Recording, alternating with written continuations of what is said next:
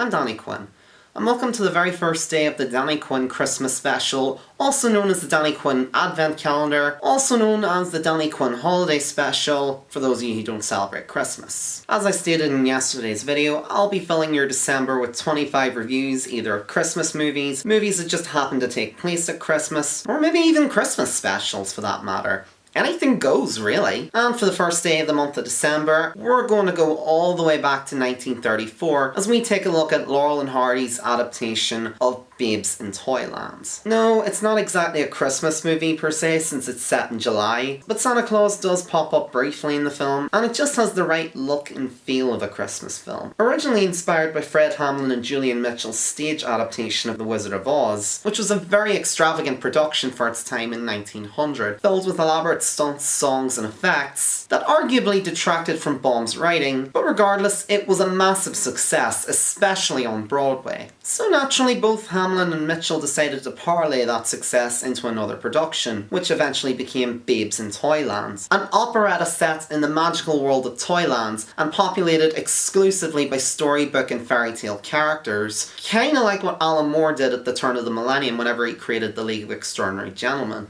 However, the Laurel and Hardy version has little in common with the original play, beyond the basic premise, a few characters, and a few songs from the original play. The story is pretty straightforward. Laurel and Hardy play Stanny Dum and Ollie D, who both live in a shoe with Mother Peep, Little Bo Peep and many other children, along with a strange humanoid mouse that looks like Mickey Mouse if he took too much coke. Yeah, I'd say Hal Roach is definitely making good use of his connections to Walt Disney. However, the mortgage on the shoe is owned by the treacherous Silas Barnaby, who threatens to foreclose on the shoe and evict everyone unless Bo Peep marries him. So naturally it's up to our lovable duo to try and raise the money to save their home. The story is mostly just a vessel to get us from set piece to set piece, but it's genuinely quite well constructed. It never feels like an afterthought. I think a good chunk of that really comes from how the movie makes use of reversals, which is basically film fanatic lingo for a change in a character's fortune. For example, Ollie's been storing away money and offers it to Mother Peep to pay off the mortgage, but learns that Stanley has spent it all on Pee-wees and actually owes Ollie money. Therefore they go to work in the hopes of asking their boss, the Toymaker, to give them money to pay the mortgage. But they're sacked when Stanley mixes up an order from Santa Claus and inadvertently causes a lot of havoc. Therefore, they try to break into Barnaby's house as a last resort,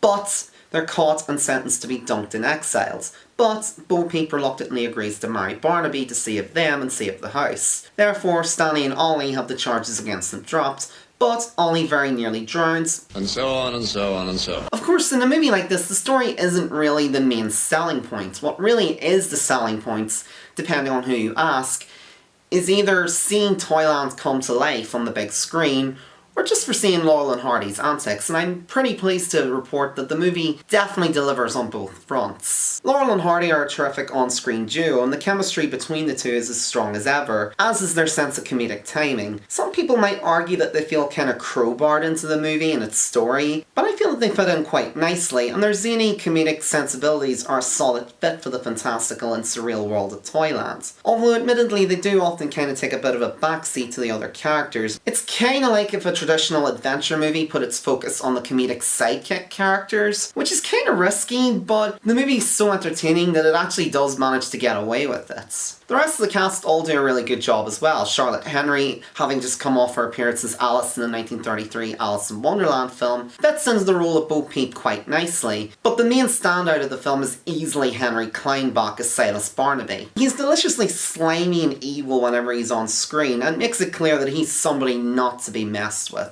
Although, is it just me, or does Barnaby look a lot like Mr. Hyde from the 1931 version of Dr. Jekyll and Mr. Hyde? Fun fact, Henry Kleinbach was only in his early 20s whenever he appeared in this movie, which greatly surprised Hal Roach, the film's producer, as he'd been heavily made up to look older on a previous movie. What I also really love about the film is how Toyland is realised on screen. It really feels like a theatrical production brought to life, and I mean that in the best possible way. The sets and costumes do kinda look a little bit crude and rough around the edges, but that only adds to the movie's overall charm, and especially for the time, they look incredible. It's one of those movies where you can tell that they really spared no expense in bringing it to life. In fact, the filmmakers, whilst they were making the movie, actually had to lease out additional lighting equipment, even though Hal Roach's studio was probably one of the most well-equipped studios in the business at the time. Not to mention they also had to hire every single independent costumer available in Hollywood in order to lighten the load off the studio's costuming team, who were